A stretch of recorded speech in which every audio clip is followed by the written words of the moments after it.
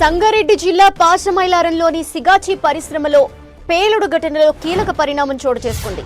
సిగాచి పరిశ్రమ సీఈఓ అమిత్ రాజ్ సిన్హాని పోలీసులు అరెస్ట్ చేశారు, రిమాండ్ కి తరలించారు.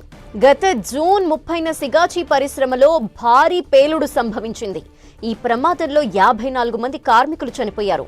దీంతో సిగాచి యాజమాన్యంపై పోలీసులు కేసు నమోదు చేశారు. ఇన్ని రోజులుగా దర్యాప్తు చేస్తున్న పోలీసులు ఎట్టకేలకు సిగాచి సీఈఓని అరెస్ట్ చేశారు, రిమాండ్ కి తరలించారు.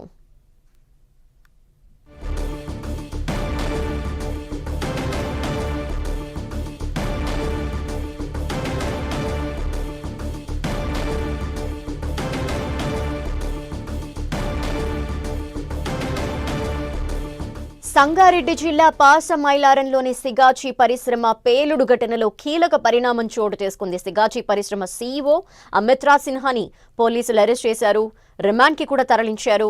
గత జూన్ 30న సిగాచి పరిశ్రమలో భారీ పేలుడు సంభవించింది.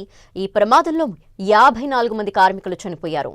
దీంతో సిగాచి యాజమాన్యంపై కేసు నమోదు చేశారు పోలీసులు. ఇన్ని రోజులుగా దర్యాప్తు చేస్తున్న పోలీసులు ఎట్టకేలకు సిగాచి సీఈఓని అరెస్ట్ చేశారు, రిమాండ్ కి తరలించారు.